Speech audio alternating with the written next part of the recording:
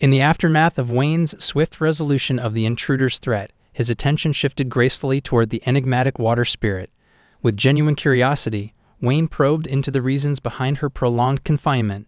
Her response echoed a disconcerting refrain, akin to the salamander's amnesia, leaving Wayne with more questions than answers. Meanwhile, Sophie, the ever-contemplative presence in their group, began to ponder the abundance of mysteries that shrouded their quest. She couldn't help but speculate that the reunion of the four great spirits might hold the elusive key to unlocking the labyrinthine depths of their forgotten memories.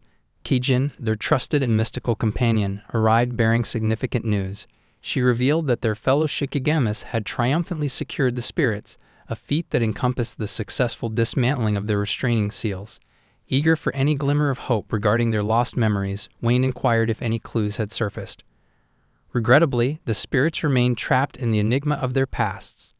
To further perplex matters, similar peculiar magicians had targeted other Shikigamis, mirroring the encounters of their group. Wayne, with his characteristic empathy and wisdom, emphasized the paramount importance of preserving the spirits' autonomy and well-being. He implored Kijin to convey this message to their fellow Shikigamis. This decision underscored Wayne's unwavering commitment to their safety and a profound respect for their autonomy. Salamander, intuitively seizing the opportune moment, posed a crucial question to Undyne, the water spirit. What were her plans for the future? Wayne couldn't help but appreciate the timeliness of Salamander's inquiry, given the precarious situation. Undyne, regrettably, seemed to be adrift in uncertainty.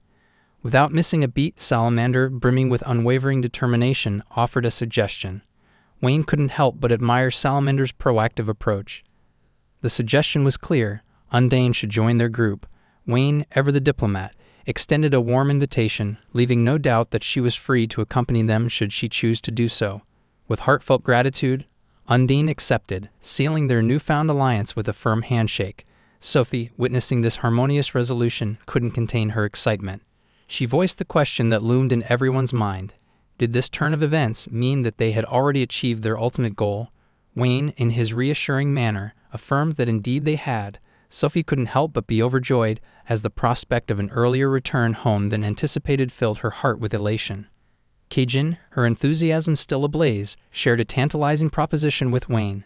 Eagerly she broached the subject of the delectable seafood dishes rumored to be found in Nullhide. Her suggestion was clear: they should indulge in a culinary adventure while in the vicinity. Wayne, with a fond smile, readily accepted the proposal, their group now invigorated with a renewed sense of purpose. In a contrasting scene, a mysterious figure found refuge in the hushed sanctuary of a library. Thoughts raced as they contemplated their miraculous escape. Unbeknownst to them, a fellow individual approached, curiosity burning in their eyes. This interlocutor wasted no time in questioning the return of the cloaked figure and the outcome of their encounter with the spirit. With a heavy heart, the cloaked figure admitted to successfully breaking the seal but failing to apprehend their elusive target. When queried about their confrontation with the spirit, the figure clarified that their defeat did not come at the hands of the spirit itself, but rather the intervention of the formidable feudal Lord Granato. This revelation raised more questions than answers, as Nullhide was a considerable distance from their territory. Furthermore, the cloaked figure had played an instrumental role in unsealing the spirits. It became evident that the fire spirit had guided them to their present location, adding another layer of complexity to their mission. The figure acknowledged the awe-inspiring strength of feudal Lord Granato, deeming him a true monolith among mortals. Intrigued and perhaps wary of Wayne's growing reputation, the figure began to see him as a potential threat to their machinations. A revision of their plans was inevitable, with an unwavering resolve to protect their dreams from any interference. The narrative's focus shifted to Wayne's stately mansion, where all four spirits had convened. Despite their physical presence, the specter of forgotten memories still loomed. Wayne, the embodiment of patience and empathy, reassured them that there was no need for haste in recovering their lost histories.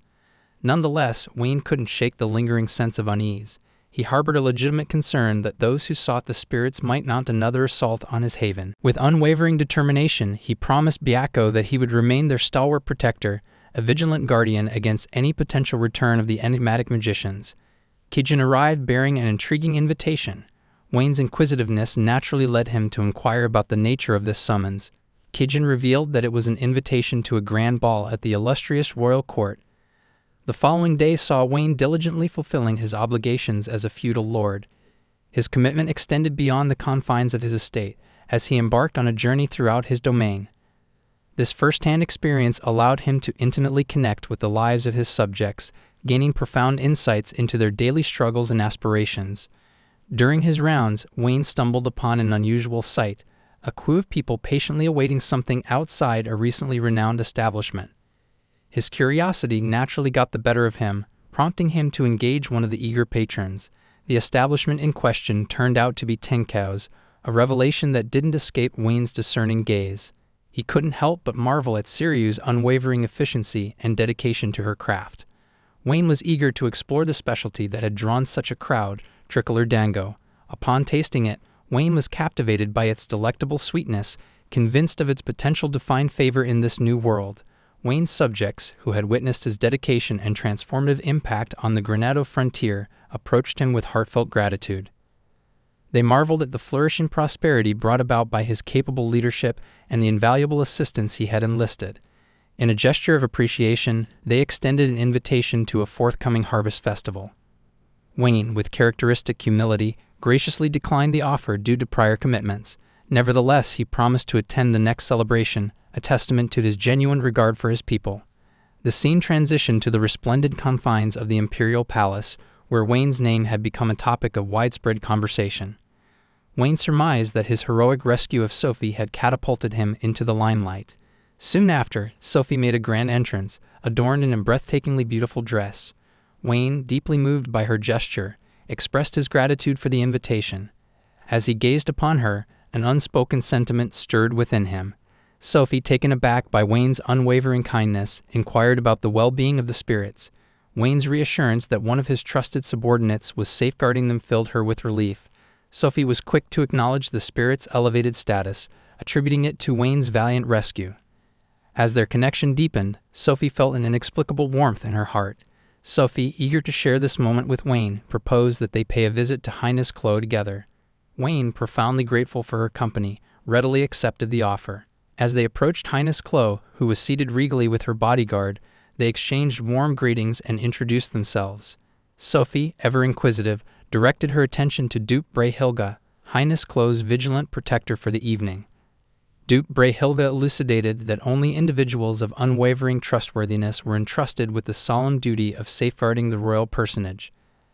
As Wayne contemplated the unexpected presence of Matteo Brehilga, the current head of the illustrious Seven Nobles, he marveled at the incongruity of such a powerful mage serving as a bodyguard. The introduction of Wayne Granado, the current head of the Granado family, left an indelible impression on those present. In the midst of this exchange, the vigilant bodyguard couldn't help but ponder Wayne's unassuming appearance, contrasting it with the legendary feats attributed to him.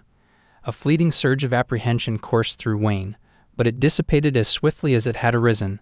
It was evident that the bodyguard's heightened vigilance stemmed from the inherent risks of his role. Highness Clo, seizing the opportunity, extended a gracious invitation to Wayne, an invitation to dance. Wayne, though momentarily taken aback, graciously accepted, setting the stage for a momentous turn in their evening. As they swayed gracefully on the dance floor, Wayne couldn't help but inquire about the reason behind the princess's invitation to dance.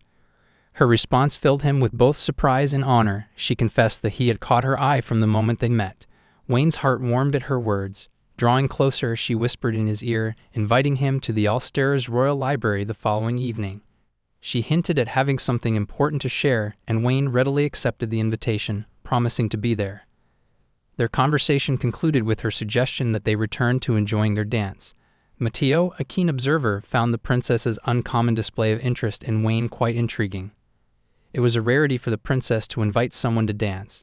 Curiosity piqued, Matteo turned to Sophie for insights into Wayne's character. Sophie revealed that Wayne possessed a unique power, distinct from traditional magic, known as onmyoujutsu. Matteo, unfamiliar with this concept, expressed a strong desire to witness it. Sophie assured him that Wayne would be willing to demonstrate. With a smirk, Matteo proposed that they have Wayne showcase his abilities right then and there. However, before their plan could unfold, the hall plunged into darkness, shattering the revelry.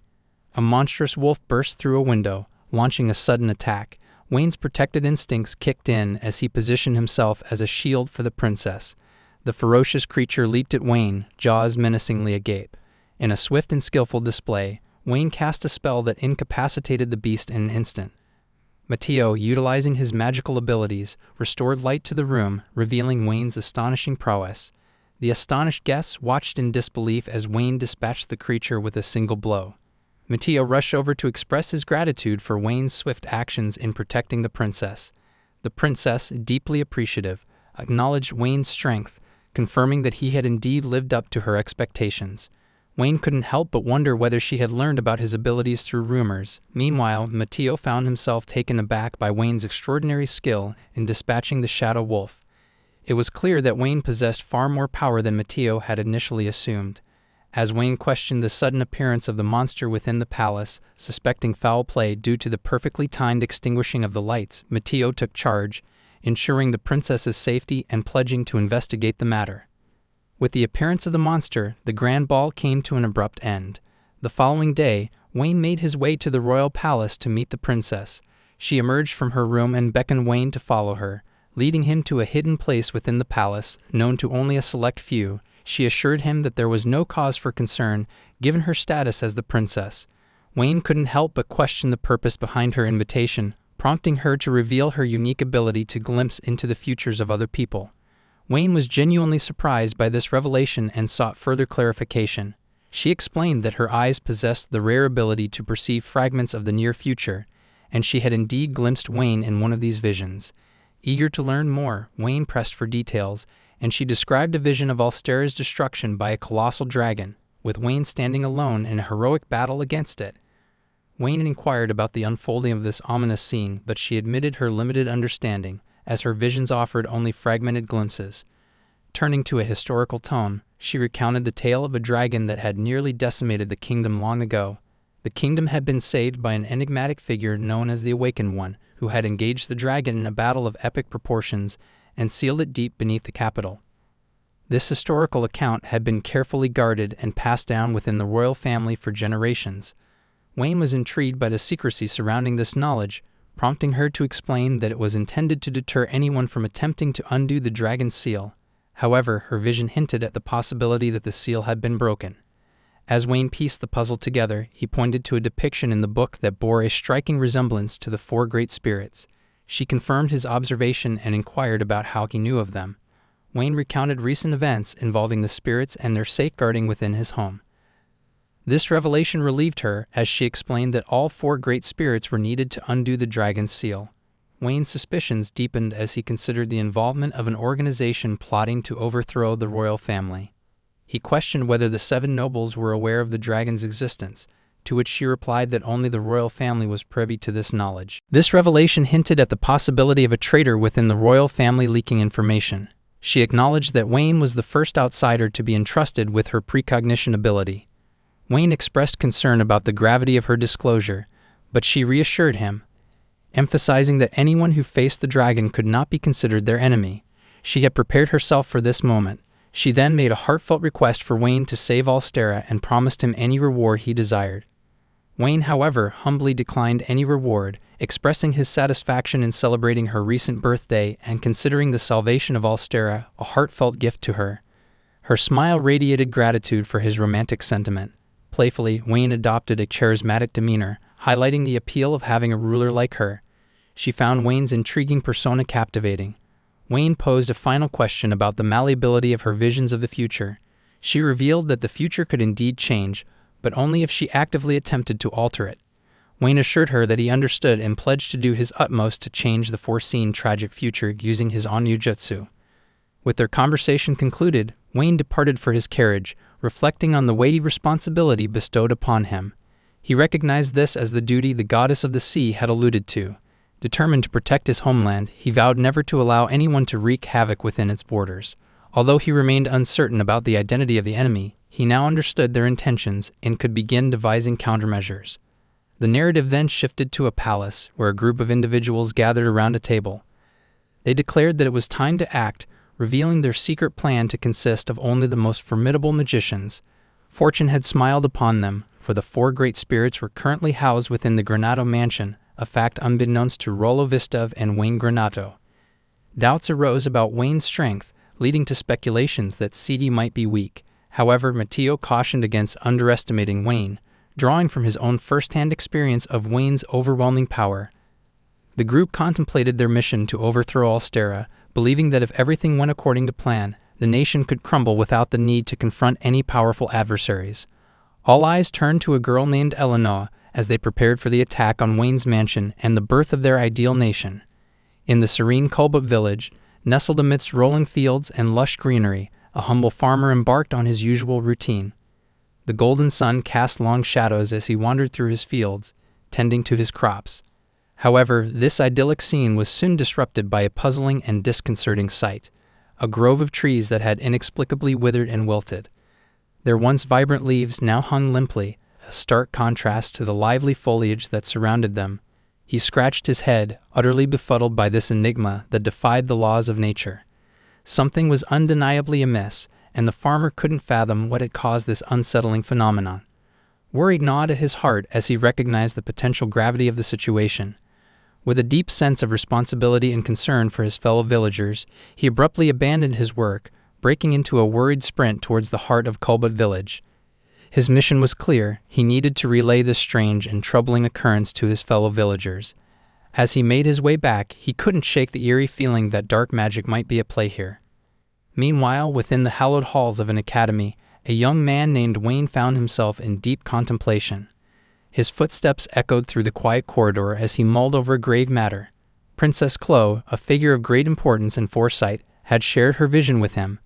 It painted a grim picture: the imminent revival of a colossal dragon, a dire threat that Wayne was determined to thwart. His resolve to prevent this cataclysmic event was unwavering, yet he also grappled with the weighty responsibility of minimizing the potential devastation should the dragon rise. Seeking guidance and clarity, Wayne made his way to the office of the Academy's principal. He sensed that the matter at hand was of utmost importance and required their undivided attention. With a polite but firm knock, he entered the office and took a seat, ready to share the weighty burden he carried. Wayne began by recounting the entirety of what he had learned: the tale of the dragon, the enigmatic spirits, and the existence of the awakened ones. His inquiries were earnest, his eyes searching the principal's face for any flicker of recognition or understanding. He wanted to know if the principal possessed any knowledge or insight into these perplexing matters. The principal, a figure of wisdom and authority, listened attentively to Wayne's account. He was well aware of Wayne's exceptional abilities, surpassing even most of the Academy's esteemed instructors. Yet the principal cautioned Wayne, acknowledging the prodigy's youth. He gently suggested that Wayne might lean on the wisdom of his elders, a subtle nod to the idea that the burden he carried was too great for one so young. Wayne, grateful for the advice and acknowledgement of his strength, responded with a gracious nod. However, he was unwavering in his determination to confront this ominous threat head-on. His eyes met the principal's, conveying his unwavering resolve.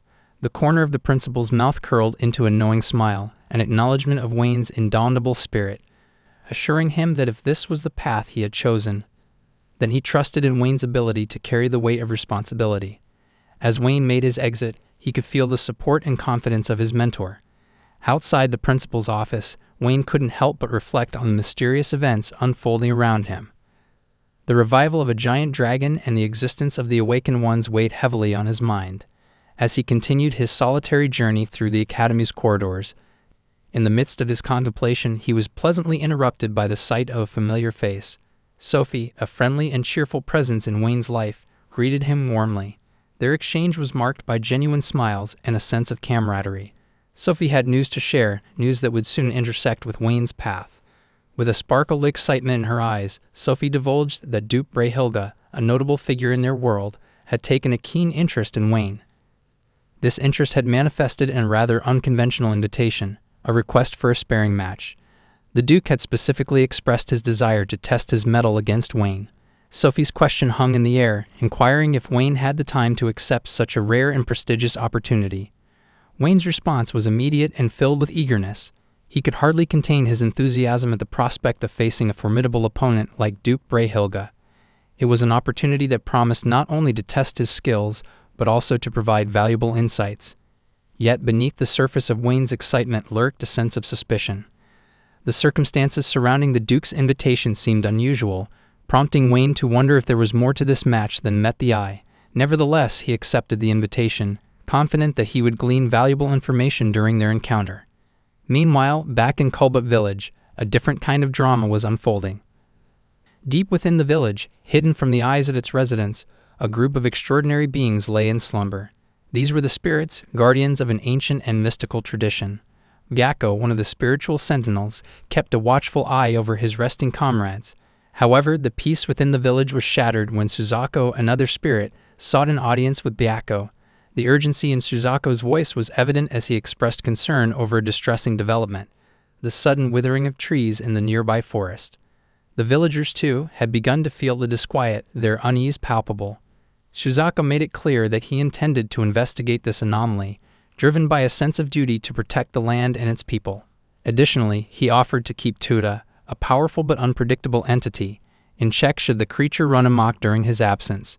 Byakko granted his permission with a nod, a silent affirmation of trust in his comrade's capabilities.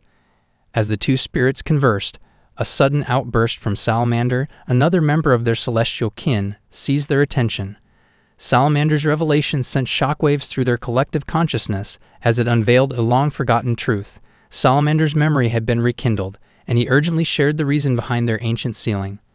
In a bygone era, a colossal dragon had descended upon their land, bringing forth untold devastation. The very existence of their world had hung in the balance as the dragon threatened to annihilate everything in its path. In that darkest of hours, a lone spirit user had emerged, wielding powers that transcended the ordinary. They had awakened their true potential, rallying the spirits together for a fierce and protracted battle against the draconic menace. After a grueling struggle, they had succeeded in sealing the mighty beast deep beneath the earth's surface. However, victory had come at a price.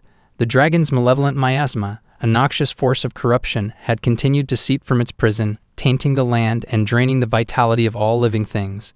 In response, the spirits had chosen to make a profound sacrifice. They had volunteered to contain this insidious miasma, standing as the bulwark between the dragon's malevolence and the people they protected.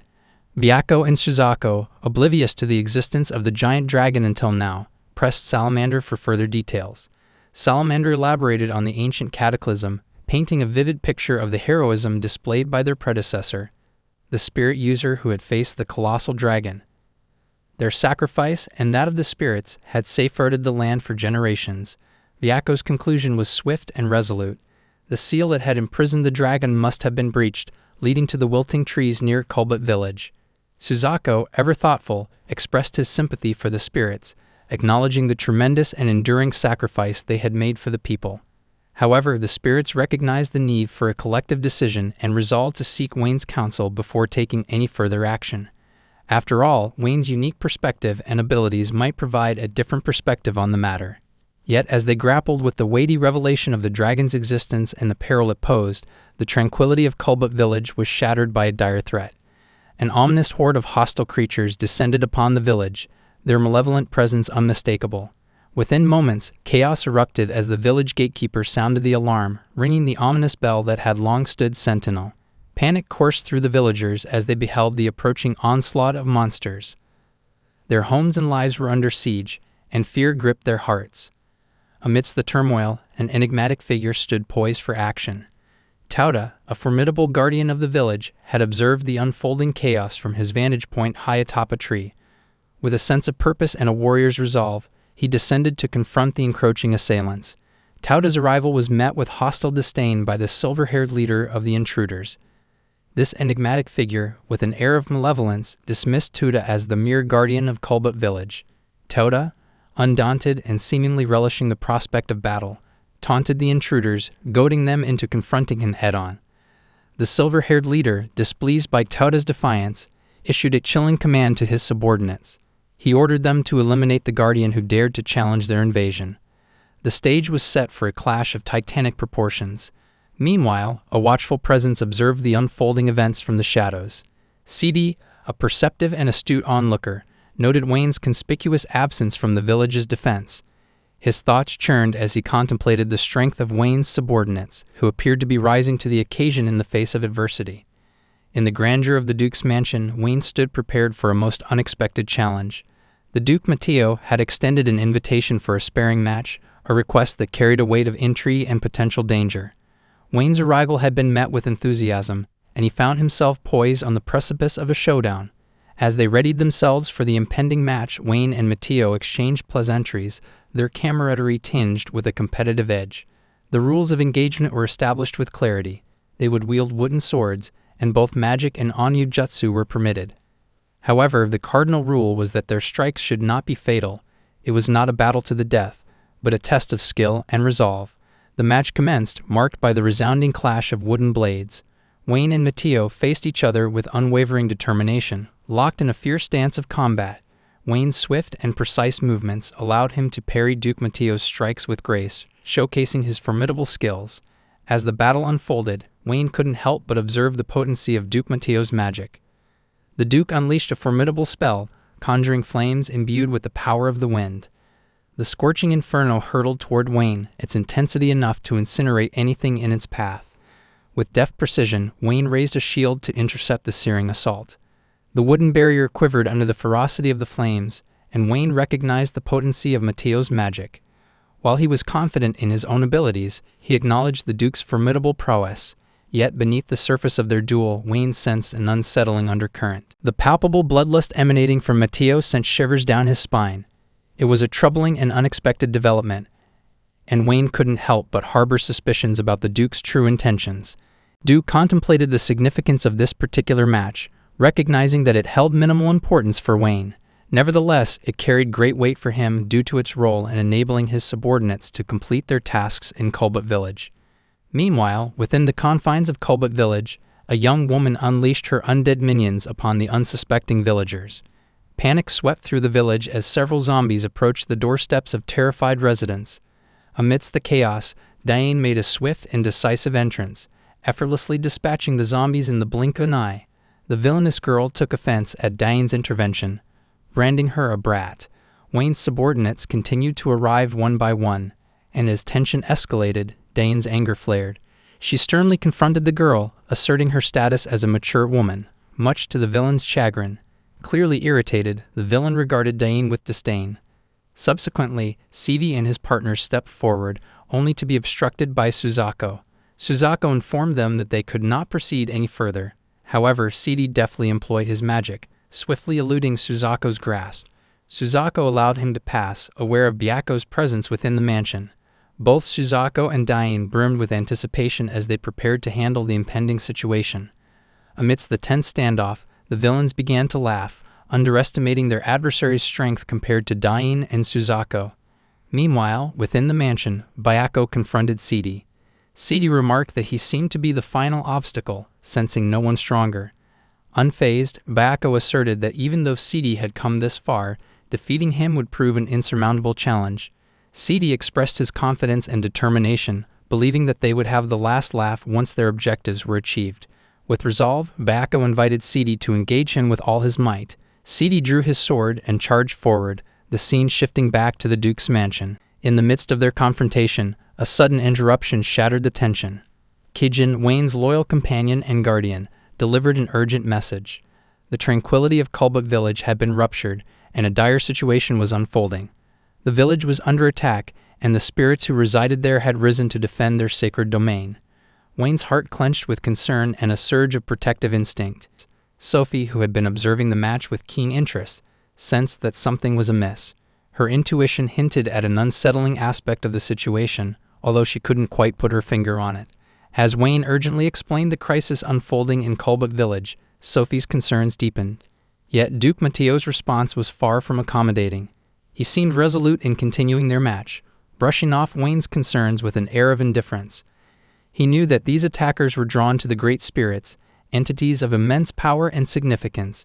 Wayne's immediate instinct was to rush to their aid. He couldn't allow these malevolent forces to lay claim to the spirit. At the heart of this tumultuous battleground, a figure with silver hair steps forth, his intentions obscured in enigma.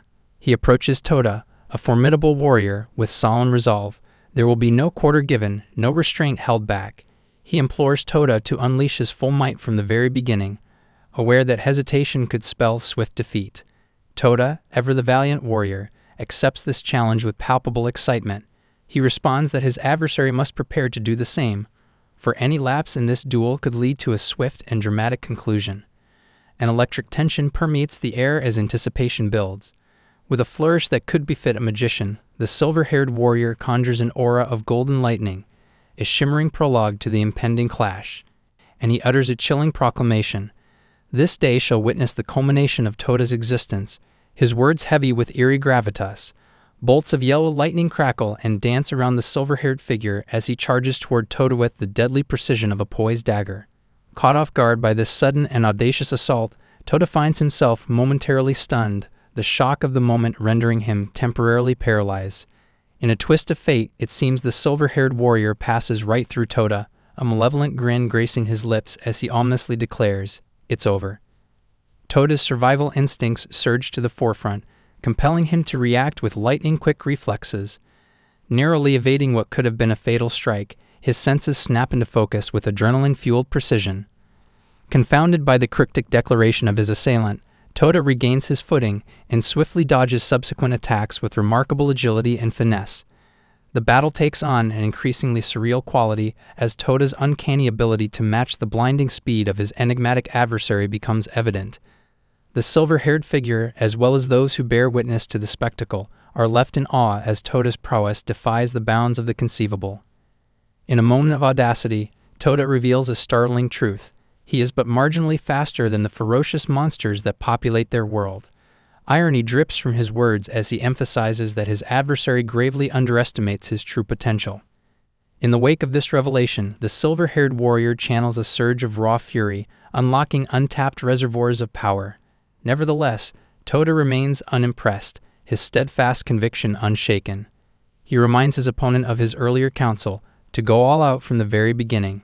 With resolute determination, the silver-haired warrior launches a headlong charge, dedicating the full might of his beam to a slashing attack. Yet Toda's movements transcend the boundaries of ordinary mortals. His litheness allows him to sidestep the onslaught with the grace of a seasoned dancer. With a flourish that defies imagination, Toda counters with a swift and calculated kick to the assailant's back, sending him sprawling to the ground. The conflict, it seems, has left today earning for a challenge worthy of his skills, for this one-sided affair pales in comparison to the exhilarating duel he had envisioned. Meanwhile, in another corner of this strife-ridden world, a malevolent villainess weaves her own tale of chaos and discord. Her malevolence knows no bounds as she empowers her legion of zombies, infusing them with newfound strength. Suzaku, in particular, grapples with the grim realization that her undead minions have become more formidable than ever. The villainess taunts her adversaries, casting doubt upon the longevity of their tough facades. In a sudden and electrifying twist, a yellow-haired villain enters the fray, launching a blistering assault on both Suzaku and Dane. He berates them, claiming that it is impossible for them to contend with him, while simultaneously confronting the relentless onslaught of zombies. His words drip with contempt as he vows to make them rue the day they look down upon him and his malevolent forces. Faced with this dual threat, Suzaku and Dane, wise in the ways of combat, swiftly devise a strategic division of roles. Suzaku takes to the skies, unfurling majestic wings that astonish both allies and adversaries alike. With a graceful ascent, Suzaku surveys the horde of zombies below, their sheer numbers posing a formidable challenge. Suzaku invokes a spell known as the Wing Sling, a mesmerizing spectacle that culminates in a devastating whirlwind.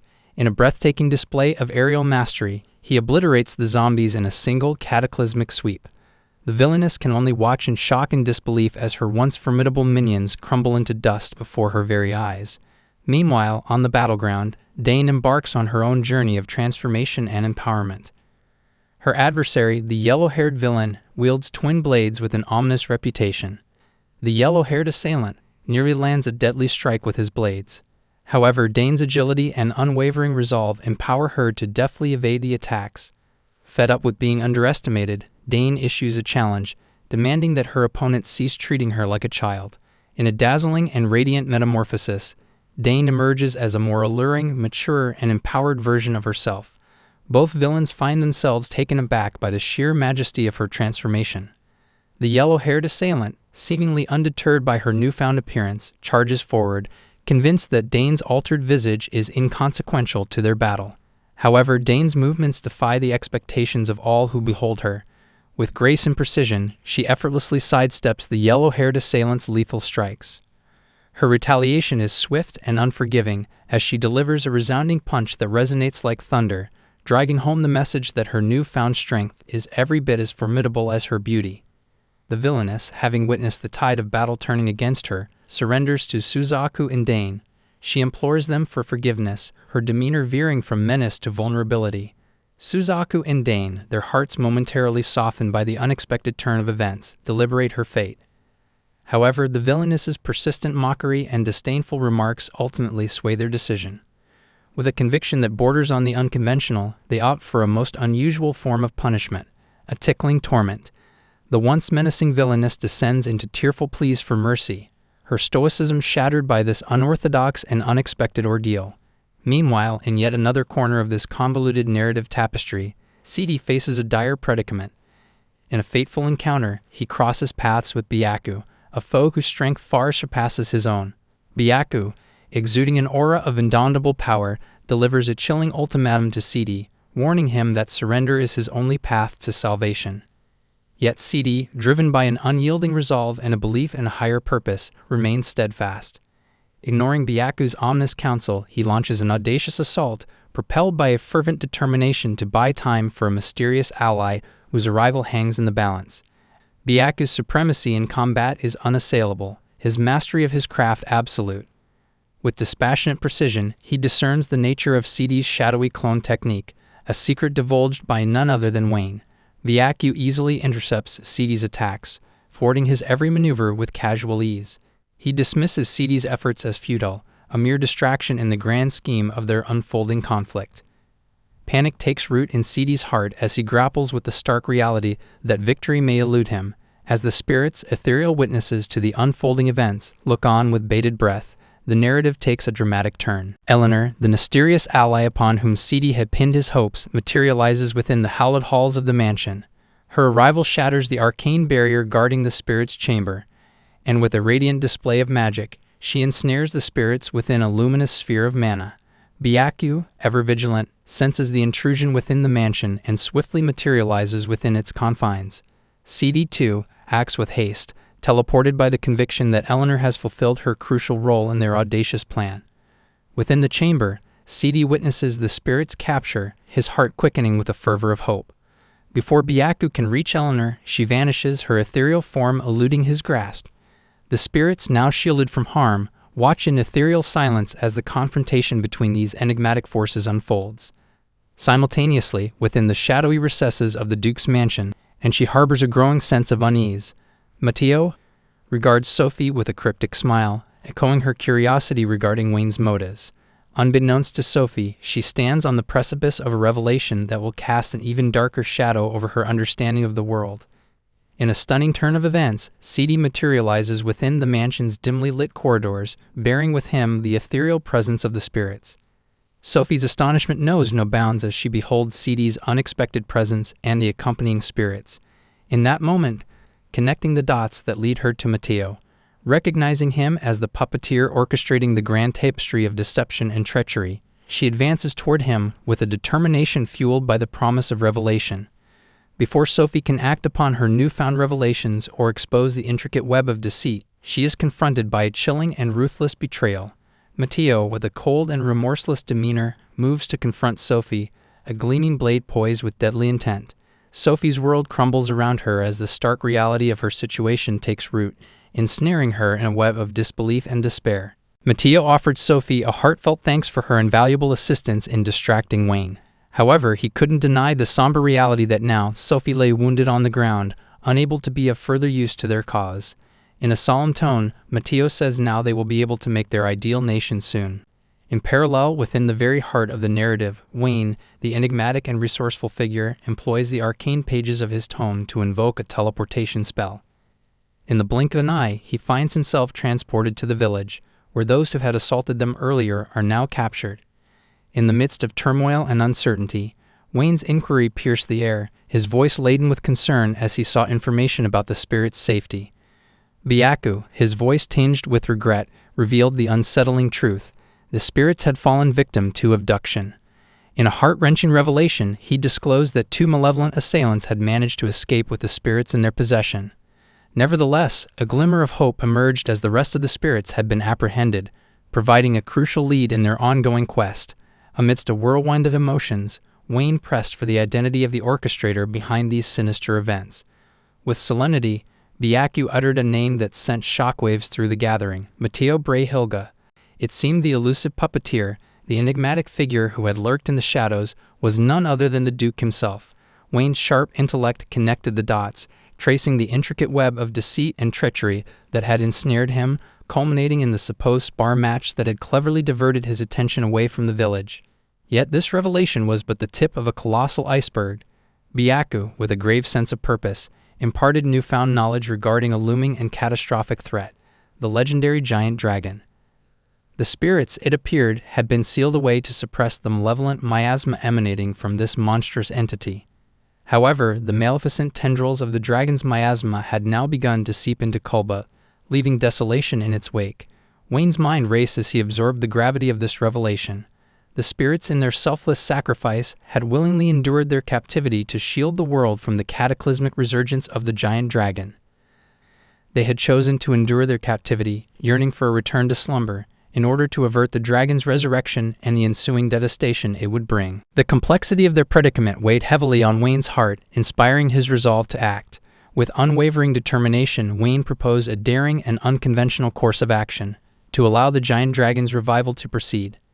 His audacious plan aimed not only to confront the colossal menace, but also to minimize the collateral damage to the capital and its inhabitants. This strategy would ensure that the four great spirits would remain unbound, preserving the delicate balance of their world. The prospect of this audacious mission ignited a spark of hope and excitement among those who had gathered. The notion of confronting the very root of evil, embodied by the giant dragon, resonated deeply with them. However, there was one dissenting voice in the assembly, the villainous figure who had precipitated chaos and strife. She vehemently protested Wayne's plan, deeming it preposterous and impossible. According to her, even a long-forgotten hero, praised and revered as the Awakened One, had only managed to seal the dragon at the cost of immense sacrifice and exertion. Her skepticism reverberated through the gathering, casting a shadow of doubt. Undeterred by her vehement objections, Wayne offered a bold retort. They simply needed to surpass the Awakened One's achievements. The air seemed to crackle with tension as he declared that nothing was beyond his reach, bolstered by the presence of the 12 heavenly general Shikigami. The villainous figure, unable to contain her fury, erupted in an indignant outburst, challenging Wayne's confidence. She declared it impossible to overcome the colossal might of the giant dragon, doubting their ability to prevail against such an ancient and formidable adversary. Dane, her patience tested, bristled with frustration at the villain's obstinacy. She declared that further punishment was in order, a stark reprisal for her stubborn resistance. The villain, now gripped by genuine fear, offered a desperate plea for mercy, her defiance crumbling before the prospect of further torment. Wayne couldn't help but wonder as the girl was gripped by an overwhelming fear. He couldn't fathom what had transpired between her and Dane, leaving her in such a state. Within the shadowed confines of the Duke's mansion, Sophie lay wounded and vulnerable, her consciousness fading. The treacherous dagger that had found its mark threatened to claim her life. In her darkest hour, a radiant savior emerged. Princess Chloe, cloaked in an aura of grace and benevolence, wielded the mystic arts of healing. Her magic enveloped Sophie, knitting wounds and restoring vitality. Sophie, her strength gradually returning, she questioned Princess Chloe's presence in this perilous moment. Princess Chloe replied with a promise to explain all in due course. She underscored the urgency of their shared mission, to thwart the malevolent Duke Brehilga's nefarious plans and prevent the capital from descending into chaos. Sophie, her unwavering commitment as a knight unwavering, affirmed her dedication to this noble cause. Her pledge of allegiance was imbued with the unwavering determination to stand against the Duke's treachery, regardless of the odds stacked against them. Simultaneously, in a chamber shrouded in shadows and secrecy, CD bore witness to a scene of unfolding intrigue. Matteo, veiled in enigma and emboldened by a newfound sense of power, revealed the clandestine workings of his machinations. Eleanor emerged as a crucial instrument in Matteo's intricate plans. Her contribution, it seemed, had been instrumental in their quest to locate the source of the looming threat. Their journey through the shadowy labyrinth led them to a cryptic discovery, a sword embedded within a stone, a symbol of sealing and restraint. The presence of this ancient artifact served as a chilling reminder of the formidable entity imprisoned within. Matteo extended his hand toward the sword, his anticipation palpable, yet his attempt to make contact with it proved futile. The impenetrable barrier surrounding the weapon remained steadfast, a stark reminder that the formidable seal of the dragon was still firmly in place.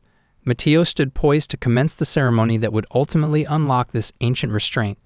Yet despite their proximity to the precipice of releasing the dragon, Sophie and Princess Chloe materialized as unexpected obstacles.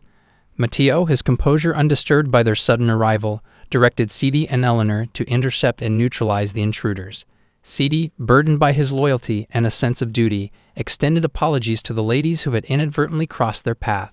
With a heavy heart and grim resolve, he declared that their presence would culminate in a dire consequence, their demise. Sophie, despite acknowledging the immense strength of her adversaries, clung tenaciously to her identity as a knight. The prospect of retreat or surrender remained anathema to her steadfast character, as she braced herself for the confrontation that lay ahead. Eleanor, with her silver hair flowing like a banner of determination, launched herself towards Sophie. In the blink of an eye, she vanished from Sophie's view, leaving her disoriented and bewildered. Sophie could only watch as her adversary reappeared behind her, a blur of motion and intent. With breathtaking swiftness, Eleanor struck at Sophie. Yet Sophie's instincts and training kicked in just in time. With a desperate, last-ditch effort, she managed to block Eleanor's attack, but the impact sent shockwaves through her body. Sidi, the ever-watchful observer, couldn't help but be impressed by Sophie's tenacity and skill. As he prepared to make his move against her, a fireball ignited the air. It soared towards Sidi with intent, conjured by none other than Princess Chloe. But Sidi was not one to be deterred. With a casual yet deadly grace, he cleaved through the fireball with a blade of water and continued his relentless charge toward the princess. Sophie, who had been holding her ground against Eleanor, now faced an impossible dilemma. She deflected Eleanor's knife and, in an instant, rushed to intercept Sidi's merciless assault on Princess Chloe. Sophie's movements were swift and her defense valiant. However, she was barely able to block Sidi's attack. Amid the chaos of this fierce battle, Sophie's voice rose above the din. With unwavering determination, she urged Princess Chloe to leave Eleanor and Sidi to her. Her gaze locked onto the princess. She implored her to hurry to the sealed dragon, the linchpin of their impending crisis. Princess Chloe, her heart filled with gratitude, nodded in agreement. She pledged to give her all to stop the resurrection of the dragon and thanked Sophie for her valor. The princess's slender form darted away, racing towards the chamber where the ancient beast's power lay dormant. Sidi, now standing opposite Sophie, allowed a sly smile to play on his lips. He believed it to be an insurmountable challenge for Sophie to battle both him and Eleanor simultaneously. But Sophie, fueled by her unyielding loyalty to her cause, was undeterred. She stated her unwavering resolve, promising to do everything in her power to thwart their intentions. Eleanor and Sidi, despite being on opposing sides of this conflict, found themselves admiring Sophie's fierce determination. In a synchronized motion, they charged forward, closing in on her. Sophie, sensing the imminent threat, closed her eyes for a brief moment. She focused her inner energy, allowing her mana to surge. With newfound strength coursing through her veins, she moved with a swiftness and grace that surprised her adversaries. Eleanor and Sidi, their attacks honed to perfection, lunged at Sophie simultaneously. But to their astonishment, she deftly evaded their strikes, her movements fluid and precise. The two of them exchanged incredulous glances, silently acknowledging Sophie's newfound strength. As Sophie continued to battle both Eleanor and Sidi, she couldn't help but reflect on the pivotal role Wayne had played in her growth. His sparring sessions had pushed her beyond her limits, enhancing her combat abilities to unforeseen heights. With his guidance, she was now capable of standing her ground against formidable opponents. With her newfound confidence, Sophie charged headlong at Eleanor and Sidi, her resolve unshakable. Meanwhile, Princess Chloe reached the chamber where Mateo was in the midst of the dragon's resurrection ceremony. Her voice, filled with urgency, demanded that he halt the ritual immediately. Mateo, an enigmatic smile on his face, regarded the princess's demand with amusement. He questioned whether she truly believed that he would heed her plea after coming this far in his nefarious plan. She asserted that if Mateo wouldn't stop the ceremony, she would have to force him to do so. Mateo, his eyes filled with a sinister gleam, urged Sophie to hasten her efforts. The dragon's resurrection hung in the balance, and time was running out. Princess Chloe, her determination unwavering, prepared herself to confront Mateo directly. She was ready to do whatever it took to put an end to his malevolent plan. Back on the battlefield, Sophie was holding her own against both Eleanor and Sidi. She knew she had to find a way to break Sidi's advantage. He had a tricky tactic in his arsenal. He swapped with a clone every time his real body was hit. Hitting all of them at once would be the most effective way to gain the upper hand. Sophie focused her energy and summoned a fireball, aiming it at Sidi. However, Sidi effortlessly dispelled the fiery projectile with his water magic, leaving Sophie bewildered. Her elemental disadvantage was glaring, as fire was a poor match against water. As Sophie concentrated on Sidi, Eleanor vanished from her sight. Sophie's senses tingled with unease as she scanned her surroundings.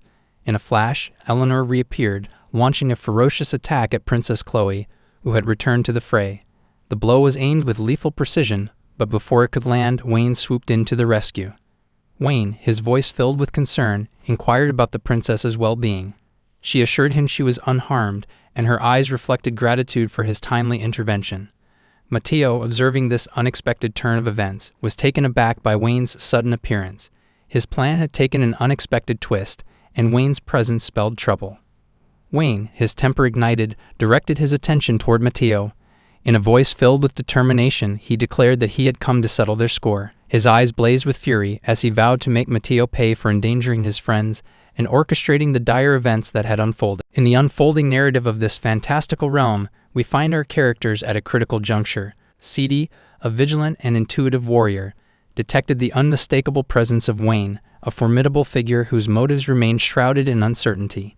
Sidi, ever the astute tactician, recognized that the time for confrontation was not opportune. Instead, he sought to employ a stratagem to divert Wayne's attention, allowing him to approach the enigmatic figure cautiously. With a swift and calculated move, Sidi created a perfect replica of himself, a clone imbued with his combat prowess, and dispatched it to engage the enigmatic Sophie, leaving him free to proceed towards Wayne. This tactical maneuver was driven by Sidi's instinctual understanding that the clock was ticking, and he needed every fleeting moment to ensure the revival of the dormant dragon, a crucial endeavor that held the key to the nation's fate.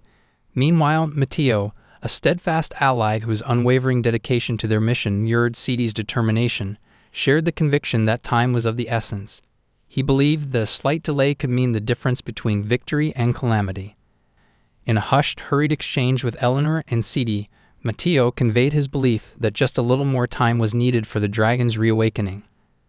Urged Matteo to entreat Eleanor and Sidi to join the battle against Wayne and Sophie. Their shared mission was clear: to protect and preserve the ceremony that would revive the dormant dragon, thereby safeguarding the realm from impending doom. Eleanor and Sidi, fueled by the urgency of their task, heeded Matteo's call without hesitation. With unwavering determination and a shared understanding of the cataclysmic consequences of failure, they rallied together and set their sights on Wayne, the enigmatic adversary whose powers seemed boundless. As Eleanor and Sidi surged forward, their intent was clear: to thwart Wayne's intentions, to protect the sacred ceremony, and to ensure the dragon's revival. But Wayne, a master of the arcane arts, had no intention of yielding to their resolve.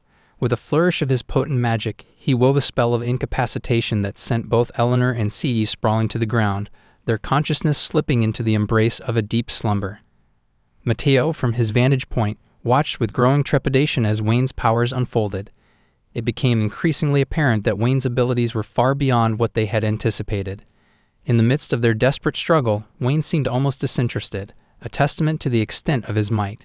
Princess Chloe, a figure of regal grace and profound concern for her realm, was aghast at the unfolding chaos. She realized that the fate of her kingdom hung in the balance, and the ceremony, once set in motion, was a force too formidable to be halted. Desperation gnawed at her heart as she implored Matteo to cease the ceremony, to salvage what remained of their world.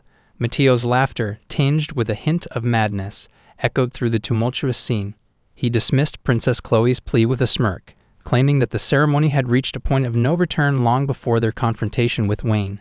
As the ceremony's conductor, he reveled in the irreversible course it had taken, a course that seemingly spelled doom for the kingdom.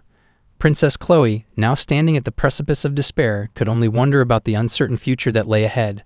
A creature of legendary dread, be resurrected from its slumber. In this moment of uncertainty, a pivotal revelation emerged from the lips of Wayne, a figure known for his unyielding resolve. With a composed demeanor that concealed his true intentions, his proclamation was as astonishing as it was unexpected. He divulged that he had no intention of thwarting the impending resurrection ceremony. The words hung in the air, leaving Princess Sophie and her trusted confidant, Matteo, utterly aghast. Matteo, his disbelief palpable, confronted Wayne with a pointed question, questioning the very sanity of his decision. He spoke of the suffering endured by the innocent denizens of this land, the anguish borne by spirits entangled in an ancient curse. He argued that the dragon, the very heart of their misfortune, should be eradicated, a bold and audacious plan that would tie the threads of destiny in an unexpected manner. Princess Chloe, her heart heavy with the weight of responsibility, dared to point out the dire consequences of such an audacious endeavor. She knew that, despite Wayne's formidable powers, the dragon was an entity beyond reckoning. Its resurrection, left unchecked, would bring devastation upon their beloved land. Wayne, however, offered reassurance in the face of impending catastrophe. With unwavering confidence, he declared that he would not permit the dragon to wreak havoc upon their realm under any circumstances. He hinted at a carefully crafted plan, one that would not only subdue the dragon, but also ensure the kingdom's safety. Princess Chloe, torn between trust and skepticism, decided to place her faith in Wayne's enigmatic plan. Her resolve to safeguard her kingdom compelled her to accept Wayne's unconventional proposition. With newfound determination, Mateo issued an enthusiastic proclamation. He urged Wayne and his allies to prove their mettle by confronting the looming threat, the giant dragon that was on the cusp of resurrection. As the dispelling ceremony reached its culmination, Mateo beckoned the colossal entity to emerge. A burst of radiant purple light pierced the sky, casting an eerie glow upon the town's bewildered inhabitants. The sudden spectacle left them in a state of shock and incomprehension. Their collective confusion mirrored the tumultuous events unfolding before them. In the midst of this surreal display, the colossal form of the dragon ascended, encased in an ominous shroud of purple aura. Fear gripped the hearts of onlookers as they bore witness to this awe-inspiring and terrifying manifestation. The king, in his desperation, commanded his knights and magicians to assemble, knowing that the hour of reckoning had arrived. As the immense power of the dragon surged, Mateo, poised on the precipice of destiny, held a crimson orb in his hand, a key to his dominion over the ancient beast. His triumphant laughter echoed through the chamber as he gloated over his newfound mastery, confident in his ability to command the mightiest being in existence. Wayne, undaunted by Mateo's bravado, resolved to face the colossal dragon head-on. With a determination born of unwavering conviction, he assured Sophie, Princess Chloe, and all those who placed their faith in him that he would not falter in this decisive moment.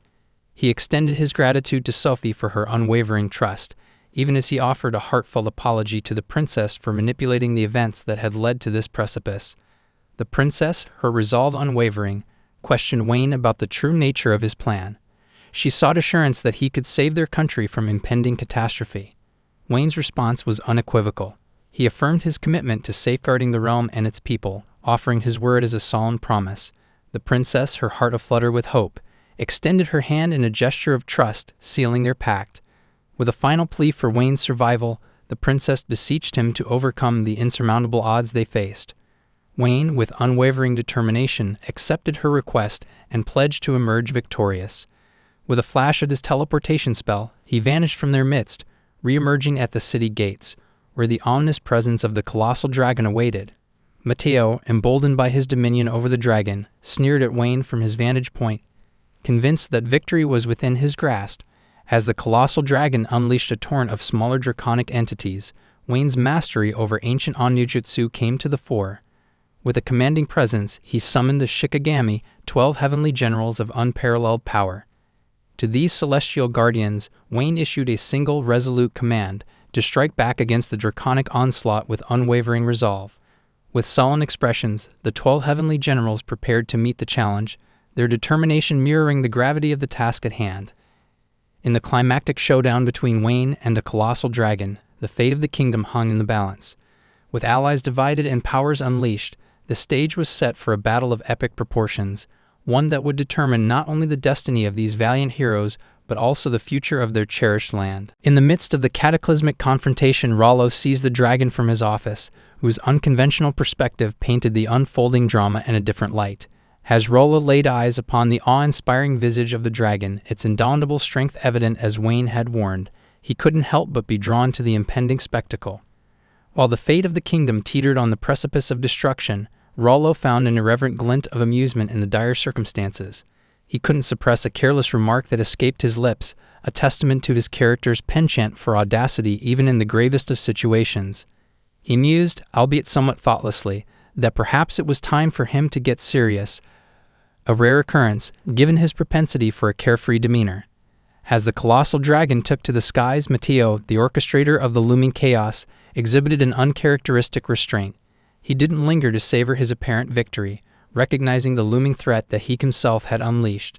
The dragon, an embodiment of unparalleled power, prepared to unleash its destructive fury in the form of a malevolent purple beam of mana. This single devastating attack held the potential to obliterate the entire capital city, leaving it in ruins.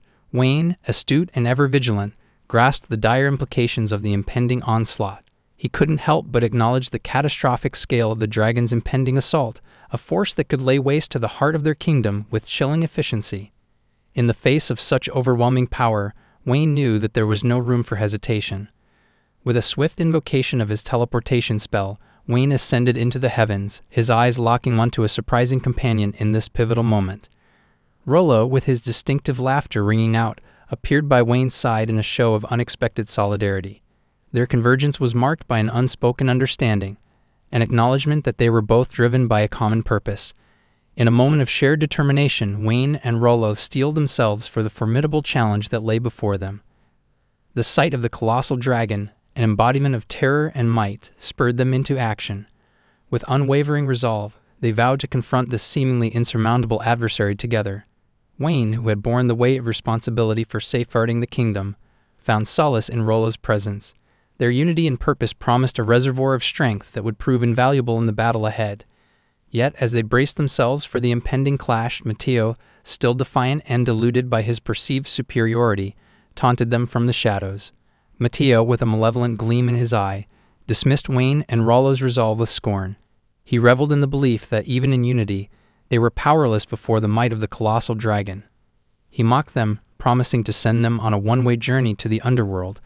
As the colossal dragon prepared to unleash its devastating attack, a fearsome purple beam of mana surged from its gaping maw. The intensity of the assault was beyond comprehension, a force capable of erasing the city and all within it from existence. Yet Wayne, the master of arcane arts, and Rollo, his newfound ally, refused to yield. With a synchronized display of their formidable abilities, Wayne conjured a protective shield of potent magic, while Rollo, with his own unique powers, erected a barrier of equal resilience. Together, they defied the dragon's wrath, their shields absorbing the brunt of the cataclysmic assault. In that moment, Wayne couldn't help but marvel at the sheer potency of Rollo's barrier magic, an impressive display of mana that surpassed any he had encountered before.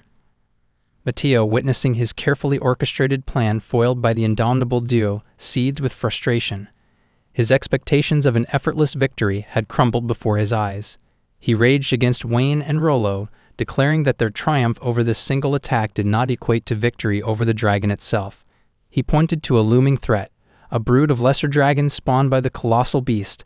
The knights and magicians, resolute in their duty to protect their kingdom, unleashed their formidable spells and weaponry upon these lesser dragons. Yet their efforts proved futile, for the creatures possessed an inherent magic resistance that rendered conventional attacks impotent.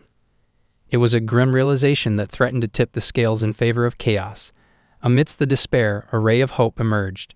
Keijin, a mysterious figure endowed with remarkable abilities, unleashed her cherry blossom flash technique, dispatching one of the lesser dragons with astonishing ease. The magicians and knights, their astonishment evident, watched as this formidable warrior dismantled the creatures in a single, graceful strike.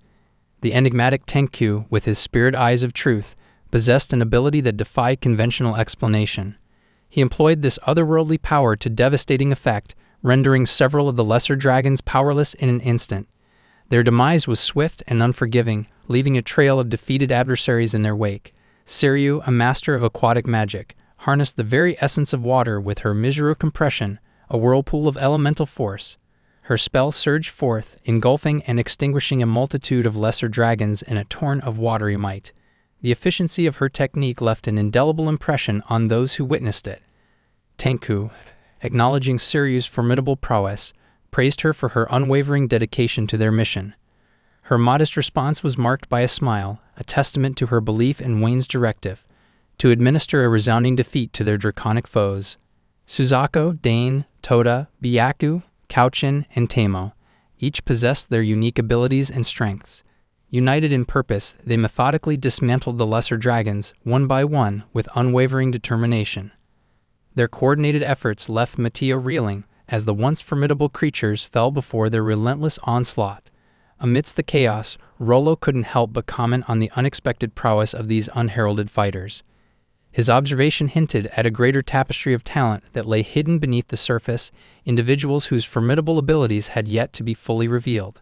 Wayne, ever the perceptive strategist, couldn't shake a lingering sense of unease.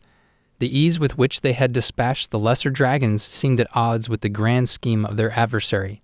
He pondered the implications of this apparent disparity, realizing that the colossal dragon held secrets yet unrevealed, even if they had momentarily gained the upper hand. In the midst of chaos, with the colossal dragon looming ominously overhead, Rollo stepped into the forefront of the unfolding battle. His voice, filled with determination and a touch of audacity, cut through the tension that hung heavy in the air.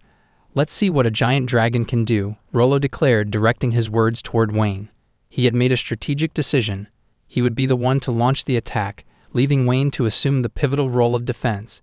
Wayne, ever the tactician, responded with a simple "okay," accepting the division of responsibilities. The partnership between Rollo and Wayne was marked by a profound sense of trust and camaraderie. Wayne's presence, steadfast and reliable, offered Rollo a source of reassurance amid the turmoil that surrounded them. As they prepared to face the colossal dragon, their roles clear, Rollo as the aggressor and Wayne as the guardian. Their synchronized movements and unspoken understanding painted a portrait of unity in the face of adversity. Rollo, emboldened by the weight of his chosen role, positioned himself squarely before the awe-inspiring beast. In a moment of reflection amidst the impending clash, he addressed Matteo, the mastermind behind this grand upheaval. Rollo's thoughts meandered through the labyrinthine passages of time, tracing the contours of Matteo's ambitions. Matteo, Rollo reflected, had always been driven by ambition, a trait that had marked him even in his formative years. But Rollo had never imagined that Matteo's aspirations would take such a dark and perilous turn, leading him down the treacherous path of rebellion against the kingdom he had once vowed to protect. With a sense of responsibility that weighed heavily on his shoulders, Rollo acknowledged his own complicity in the unfolding tragedy. He admitted that he had failed to discern the growing darkness that festered within Matteo's heart. And now, as the kingdom teetered on the brink of ruin, Rollo took upon himself the mantle of responsibility, vowing to vanquish the colossal dragon and, in doing so, shoulder the burden of his own shortcomings. In response to Rollo's earnest declaration, Matteo, his voice tinged with arrogance and defiance, dismissed Rollo's sense of responsibility with a scoff. He belittled Rollo's lofty intentions, reminding him that he was not the prophesied awakened one destined to confront the encroaching darkness. In Matteo's eyes, Rollo's efforts were futile, a feeble struggle against the inexorable tide of destiny. As the confrontation continued to unfold, the colossal dragon ascended higher into the sky, its movements growing ever more pronounced. Wayne, ever the vigilant observer, discerned the subtle nuances in the dragon's actions. He recognized that the beast had not yet unleashed its full power, and this realization only heightened his sense of caution. Amidst the turmoil, Matteo revealed a glimpse of his malevolent intent. He hinted at a sinister plan, explaining the significance of their chosen location for the confrontation. It was a site carefully chosen to serve as a focal point, a magnet for the corrupting and malevolent energy known as miasma that had plagued the kingdom. Matteo's diabolical scheme was to harness this dark force, using it to amplify his own power and further his nefarious designs. He spoke of a gathering of miasma, a malevolent tide that threatened to engulf all in its path. The implications of Matteo's plan were dire, and it was clear that he intended to unleash unimaginable destruction upon Alcera. However, before the colossal dragon could complete its sinister plan, Rollo unveiled a spell of unprecedented potency, a spell known as Annihilate. With unwavering resolve, he directed this formidable incantation toward both the colossal dragon and Matteo. As the mana wave surged forth from Rollo's spell, the consequences were staggering. The colossal dragon, the embodiment of terror, and Matteo, the orchestrator of chaos, began to disintegrate before their very eyes. Rollo explained the true nature of his unique spell, an unforgiving force that erased anything it touched, leaving no trace of existence in its wake. Matteo, caught off guard by the sheer magnitude of Rollo's power, could hardly believe the severity of his predicament.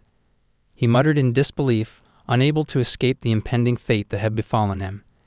In a matter of moments, he vanished from their midst, leaving behind only the echoes of his malevolence. With Matteo's disappearance, Rollo might have been tempted to believe that the battle had reached its conclusion. Yet Wayne, the ever-discerning strategist, remained vigilant. He couldn't help but question the incongruity of the situation.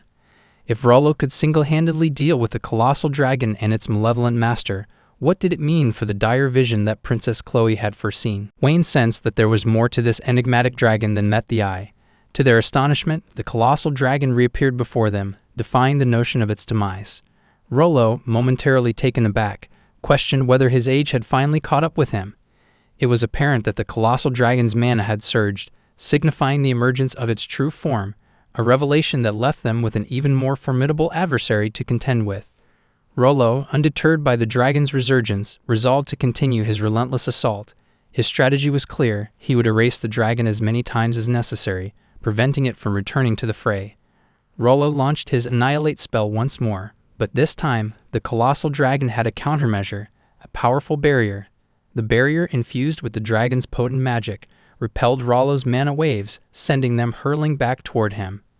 It was a startling turn of events that left Rollo momentarily vulnerable. Yet Wayne, the resourceful defender, intervened. He summoned his own formidable spell, Erase Magic, effortlessly dispelling the returning attack and shielding Rollo from its devastating effects. Rollo, taken aback by Wayne's prowess, could hardly fathom the depths of his capabilities. Wayne's timely intervention saved Rollo from the full brunt of his own spell, a testament to their synchronized teamwork. As the realization of Wayne's strength settled in, Rollo acknowledged the crucial role Wayne had played in their defense. With a sense of camaraderie and mutual respect, Rollo and Wayne exchanged roles. Rollo declared that he would assume the mantle of defense, entrusting Wayne with the responsibility of leading the attack. Wayne, accepting the challenge, affirmed his commitment to the task at hand. Rollo, drawing upon his formidable magical abilities, erected a protective barrier known as the Absolute Area. Within this impenetrable field, both the colossal dragon and themselves were enclosed, creating a battleground isolated from the outside world. The barrier served as a containment field, preventing attacks from escaping and endangering the kingdom, a testament to Rollo's formidable abilities and his unwavering dedication to their mission. Wayne, now positioned for the attack, unsheathed his sword with purpose and determination. He knew that the fate of Alcera and its people hung in the balance, resting on the outcome of this climactic battle. With Rollo's assurance that he would safeguard the kingdom, Wayne was free to unleash his full power without reservation. As he steeled himself for the battle ahead, the echoes of their shared resolve reverberated through the battlefield, a battlefield where destiny and determination would collide in a final cataclysmic showdown of unimaginable proportions.